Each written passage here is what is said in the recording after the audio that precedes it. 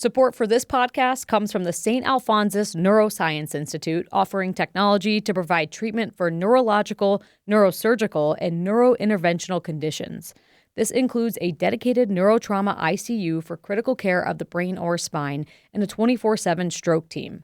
More at stalphonsus.org.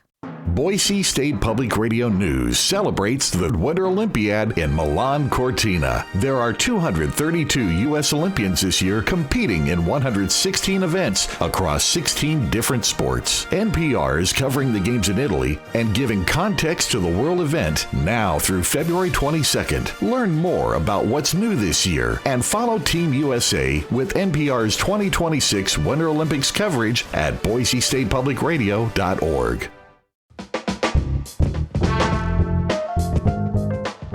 From Boise State Public Radio, this is The Connector. It's Idaho's Daily News. Good morning. I'm George Prentice. We're going to take a dive into yesterday's public testimony on that so-called flag bill. Plus, we'll tell you why they're debating artificial sweeteners over the Capitol. It is Tuesday, the 10th of February. Here we go with today's stories.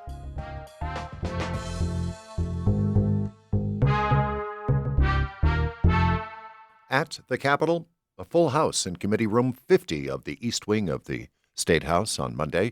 That's where the House State Affairs Committee took testimony on House Bill 561. In effect, it would ban any flag other than official U.S. government or military flags from flying on government property across the state, but it specifically targets the pride flag in front of Boise City Hall, a flag that has flown there for over a decade. There was a lot of testimony yesterday, nearly all of it in opposition. I'm a native Idahoan of parents who immigrated to Idaho from the Basque Country. They have diligently dedicated their lives to teaching myself and my 6 siblings to maintain our Basque identity and simultaneously our American identities. You can be more than one thing at a time. I have had the privilege of living in a number of states and countries. One of the through lines is that flags are important to people. They represent belonging. They embody people's pride, whether it's neighborhood contrada flags in Italy or an Olympic flag in Victor, Idaho. As adults, we can hold more than one thought at once. We can fly the Olympic flag in honor of Breezy Johnson and be proud Americans at the same time. You may personally dislike a flag that is flown, but these entities have every right to fly them. This law is a law that has to do with tyranny. It has to do with trying to make everybody the same. It has to do with power over the general population. There were Gloria Totorica-Gueno, Kendall Shaber, Heather Stout, and Vicki Fadness. The opposition, by a 4-to-1 margin, outnumbered those who want House Bill 561 to become law. But indeed, there was some testimony in favor. Public spaces should remain places that bring people together, not platforms for political or ideological messaging. If this is allowed, what's next? Abortion clinics or weed dispensaries on city-owned properties? A public space should remain places that bring people together, not used to kowtow to the feelings of a pseudo-minority just for votes. There were Lynn Bradescu and Michael Hahn. The testimony from the public ended. The committee began its debate. The problem is there aren't enough exceptions for America, right? We've got a list of exceptions in this bill. They only cover certain things. They don't cover other things. We're going to have massive legal fights about what they cover, what they don't cover. Whether the city of Boise thinks it's divisive or not, they may see it as unifying. Christians are offended by that flag. In 1935, a law was passed in Germany, a lot like this one, to make the swastika flag the sole flag. And it carried with it extreme penalties for anyone that flew any other kind of symbol. I would say that the democracy of other folks is awesome, and we should be cheering for communities who make decisions, and in this case seems to have made it over and over and over again, despite some of the hurdles that have come out of this body. And there were Representatives Hawes, Scott, and Church, and then the vote. Representative Crane, 13. Yes. Representative Scott. Yes. Representative Palmer. Yes. Representative Holtzclaw. Yes. Representative Skog? Yes. Representative Alfieri? Yes. Representative Crane 12? Yes. Representative Boyle? Yes. Representative Dygert? Yes. Representative Mickelson? Yes. Representative Pohanka? Yes. Representative Bingham? Yes. Representative Church? No. Representative Hawes? No. The vote 12-2. It now heads to the full House for its consideration, and this bill still needs to pass through the state Senate. Idaho lawmakers are trying to bring down levels of social media addiction in children.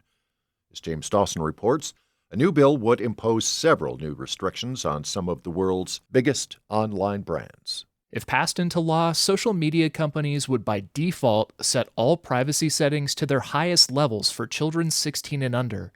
It would also ban paid advertisements, endless scrolling feeds, and excessive push notifications without parental permission. Republican Representative Jaron Crane, who sponsors the bill, says excessive social media use can be damaging to kids in so many ways, including harassment. It's one thing for someone to cyberbully one of us in this room as a public servant. But when you're a kid dealing with some unknown profile on a social media platform, the way in which they respond to that is entirely different. Most House members supported the bill. Republican Representative Joe Alfieri brought up a neuroscientist who recently testified before Congress with an alarming hypothesis. Generation Z is less intelligent than the previous generation, and it is because of these devices. Companies that ignore the proposed rules could be sued in civil court by families under the bill. State senators will take up the issue next. James Dawson, Boise State Public Radio News. A joint memorial, legislation to officially encourage the federal government to remove artificial sweeteners from food served in schools, is now working its way through the Idaho State House. But as Troy Oppie tells us, school nutrition leaders say they weren't aware of the legislation, and they're not sure why it's needed. When it advanced out of the House Agriculture Committee January 30th, the only testimony was from the sugar beet industry. But really what this is about is supporting Idaho industries and the role agriculture plays in feeding our children. That's Samantha Parrott with the Idaho Sugar Beet Growers Association. A sugar beet farmer also testified in support of the legislation, which would go on to pass the House floor on a unanimous voice vote. But the legislation caught Heather Plain by surprise. She's the nutrition supervisor for the Bonneville School District and public policy and legislation chair for the Idaho School Nutrition Association. Most of what we serve is 100% fruit juice, 100% fruit. Like there's not really artificial sweeteners in what we do. Last year, the USDA limited the amount of added sugar in specific school items like cereal, yogurt, and flavored milk, and the total amount of added sugar that should be in school meals. Plain says they have to meet those requirements to earn their federal funding, but with milk costing 50 cents of the total $1.15 reimbursed for school breakfasts, for example, she says funding is a more important issue she'd like lawmakers to address because meal costs will soon be taking a bigger bite out of local school budgets. Troy Oppie, Boise State Public Radio News.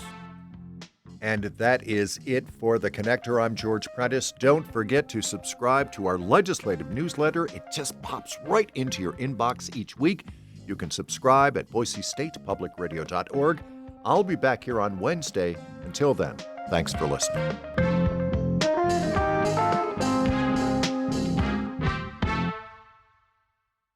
Hi, it's Terry Gross, host of Fresh Air.